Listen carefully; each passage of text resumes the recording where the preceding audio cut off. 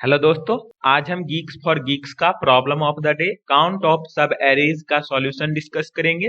तो चलते हैं प्रॉब्लम स्टेटमेंट देखते हैं। इस प्रॉब्लम के स्टेटमेंट को यदि आप समझना चाहते हैं तो इस प्रॉब्लम में हमें n पॉजिटिव इंटीजर एक एरे के फॉर्म में गिवन होगा जो कि कुछ इस तरीके से है, और इस प्रॉब्लम में किसी भी कंटिन्यूअस सब एरे के लिए एक वैल्यू डिफाइन किया गया है जो कि उस गिवन कंटिन्यूअस सब एरे में मैक्सिमम वैल्यू जो प्रेजेंट होगा वही उस सब एरे का वैल्यू होगा, और हमें एक इंटीजर के गिवन होगा और हमें ये फाइंड करना है कि इस गिवन एरे में ऐसे कितने सब एरे एग्जिस्ट करते हैं जिनका वैल्यू के से ग्रेटर देन है। इस बातों को यदि एग्जाम्पल फर्स्ट से देखें तो यहाँ पर के का वैल्यू 2 गिवन है और n का वैल्यू 3 गिवन है और एरे के एलिमेंट हमारे कुछ इस तरीके से हैं। अब यदि इस एरे का वैसे सब एरे देखें इसका वैल्यू के से ग्रेटर देन है, मतलब 2 से ग्रेटर देन है, तो वो हमारा ये 3 डिफरेंट सब एरे आ रहे हैं। यहाँ पर देख सकते हैं इन हर एक सब एरे में मैक्सिमम वैल्यू जो है वो 3 है, इसीलिए इस सभी सब एरे का वैल्यू 3 होगा जो कि के से ग्रेटर देन है। और यदि हम 2 1 सब एरे को कंसिडर करें तो यहाँ पर देख सकते हैं मैक्सिमम वैल्यू 2 है और ये के इक्वल है, इसलिए इसे हमें कंसिडर नहीं करना है। तो यहाँ पर टोटल 3 डिफरेंट सब एरे आए हैं जिसका वैल्यू 2 से ग्रेटर देन है, इसीलिए यहाँ पर आउटपुट 3 किया गया है। सिमिलरली एग्जांपल 2 को देखें तो यहाँ पर के का वैल्यू 1 गिवन है और n का वैल्यू 4 गिवन और एरे के एलिमेंट कुछ इस तरीके से हैं, और इस टेस्ट केस के लिए हमारा आउटपुट 9 किया गया है, मतलब इस एरे में 9 सब एरे एग्जिस्ट करते हैं जिनका वैल्यू 1 से ज्यादा है। और इस बातों को हम आगे समझेंगे कि यहाँ पर 9 क्यों आउटपुट किया गया है। और अब यदि हम इस प्रॉब्लम के लिए कंस्ट्रेंट देखें तो आप देख सकते हैं n का मैक्सिमम वैल्यू 10 टू पावर 5 हो सकता है और एरे के एलिमेंट भी मैक्सिमम वैल्यू 10 टू पावर 5 ले सकते हैं। और इस प्रॉब्लम को हमें सॉल्व करना है big of n time complexity में यूजिंग कांस्टेंट एक्स्ट्रा स्पेस। तो चलते हैं ये समझते हैं कि गिवन टाइम कॉम्प्लेक्सिटी और ऑक्सिलरी स्पेस में हम इस प्रॉब्लम को कैसे सॉल्व कर पाएंगे। इस प्रॉब्लम को यदि आप रिवर्स वे में सोचें, जैसे एक्चुअली में इस प्रॉब्लम में हमें ये कहा गया है कि वैसे सब एरे का काउंट फाइंड करो इसका वैल्यू ग्रेटर देन के है, और यदि हम ऐसे सब एरे का काउंट फाइंड कर लेते हैं जिसका वैल्यू लेस देन के है और ये काउंट हम माइनस कर देते हैं टोटल सब एरे जो होंगे किसी एरे के, और इससे जो वैल्यू बचेगा वही हमारा ग्रेटर देन के का केस होगा। और हमें ये टोटल सब एरे का वैल्यू तो पता ही होगा किसी भी एरे के लिए, क्योंकि एल लेंथ का यदि एरे है तो उसके लिए टोटल सब एरे हमारा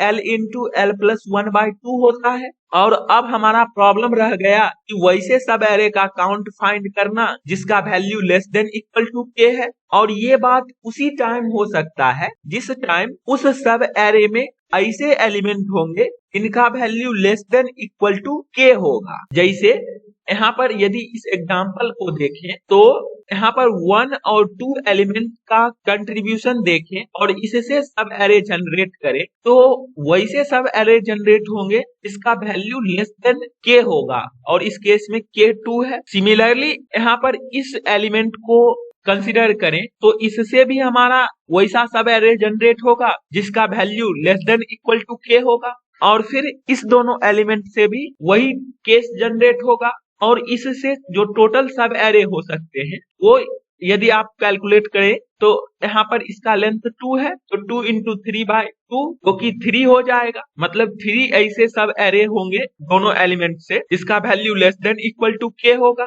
और इस ओवरऑल एरे में देखें तो 3 इधर आएगा और 3 इसमें आएगा और 3 इसमें आएगा, तो टोटल 9 सब एरे ऐसे होंगे जिसका value less than equal to k होगा। और यहाँ पर टोटल सब एरे देखें तो 11 इंटू 12/2 होगा, क्योंकि 11 लेंथ का हमारे पास ये एरे है और उसमें हमें माइनस करना होगा ये 9 वैल्यू, और इससे जो आउटपुट आएगा यही हमारा आंसर होगा। तो ऐसा ही लॉजिक हम अपने कोड में इम्प्लीमेंट करेंगे, उसके लिए एल्गोरिथम हम इस तरीके से फॉलो करेंगे। तो चलते हैं अब हम कोड इम्प्लीमेंट करते हैं। यहाँ पर सबसे पहले हम जावा कोड डिस्कस करेंगे। यहाँ पर हमें काउंट सब एरे फंक्शन गिवन है, इसे ही कंप्लीट करना है। यहाँ पर इस फंक्शन में आते ही हमने एक आंसर नाम का वेरिएबल लॉन्ग टाइप का इस एरे के टोटल सब एरे होंगे उनके वैल्यू से इनिशियलाइज किया है, जो कि n इंटू n प्लस 1/2 होता है। और फिर एक एल नाम का लॉन्ग टाइप का 0 से वैल्यू इनिशियलाइज किया है, जो कि हमें ये स्टेटस रखेगा कि जैसे उस एग्जाम्पल में हमने देखा था कि के का वैल्यू 2 था, तो वैसे लेंथ का स्टेटस रखेगा जिस सब एरे में हमारा value less than equal to k होगा। और उसके बाद हम एक फॉर ईच लूप रन कर रहे हैं और जिसमें इस एरे के एलिमेंट को एर में स्टोर किया है। और फिर देखेंगे कि जो वैल्यू है एर हमारा वो less than equal to k है। यदि less than equal to k है तो इस लेंथ को हमें इंक्रीमेंट करना होगा, वही हमने यहाँ पर एल को प्लस प्लस किया है। और नहीं तो इस पोजीशन पर यदि हम आते हैं तो यहाँ पर इतना लेंथ एल का वैल्यू 2 मिल चुका होगा यहाँ पर, और उस केस में हमें इससे जो सब एरे जनरेट होगा उसे माइनस करना होगा अपने आंसर से। तो वही हमने यहाँ पर माइनस किया है और इससे टोटल सब एरे जो जनरेट होगा वो एल इंटू एल प्लस 1/2 होगा। और फिर हम एल को 0 इनिशियलाइज कर देंगे, क्योंकि इस पोजीशन पर आते ही हमारा लेंथ 0 हो जाएगा। और फिर लास्ट में हम आंसर में डिक्रीमेंट करेंगे एल इंटू एल प्लस 1/2, क्योंकि यदि आपके पास लास्ट में भी कोई ऐसा सब एरे आ जाता है जिससे वैल्यू हमारा सब एरे का लेस देन इक्वल टू के होता है, तो वो हमें इस पोजीशन पर कंसिडर नहीं होगा, वो इस इफ कंडीशन में रन हो जाएगा, इससे हमारा एल इंक्रीमेंट होगा। और ये काम तो हमें इस पोजीशन पर करना है, इसीलिए हम यहाँ पर बाहर आते ही एक बार और डिक्रीमेंट किया है और लास्ट में इसी आंसर को हमने रिटर्न कर दिया है। तो इस कोड को सबमिट करते हैं और देखते हैं कि क्या ये रन करता है।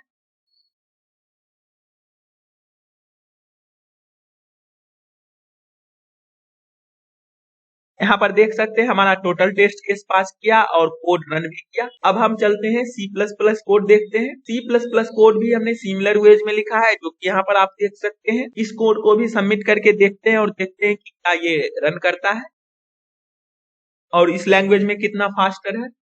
तो यहाँ पर देख सकते हैं इस लैंग्वेज में भी हमारा कोड रन किया। और अब यदि हम इस कोड का टाइम और स्पेस कम्प्लेक्सिटी एनालाइज करें तो यहाँ पर देख सकते हैं हमने सिर्फ और सिर्फ एक फॉर लूप रन किया है इस एरे के ऊपर, जो कि big of n time run करेगा। तो ओवरऑल कम्प्लेक्सिटी हमारा बिग ऑफ n हो गया। और स्पेस आप देख सकते हैं हमने सिर्फ आंसर और एल वेरिएबल को स्टोर किया है, जो कि कांस्टेंट ही है, तो इसीलिए एक्स्ट्रा स्पेस भी हमारा कांस्टेंट ही रहा। तो आई होप आपको ये दोनों डिफरेंट लैंग्वेज के कोड और लॉजिक समझ आए होंगे। तो फिर मिलते हैं किसी अगले वीडियो के साथ, तब तक के लिए कोडिंग करते रहिए, बेस्ट ऑफ लक। और हम इस दोनों डिफरेंट लैंग्वेज के कोड का लिंक डिस्क्रिप्शन बॉक्स में प्रोवाइड कर देंगे, तो आप वहां से चेक कर सकते हैं। और आप अपना कमेंट सेक्शन में फीडबैक जरूर दें कि इस वीडियो में क्या लैक है, तो हम उसी अकॉर्डिंग अपने वीडियो को इम्प्रूव करेंगे आपके लिए। Thank you for watching this video.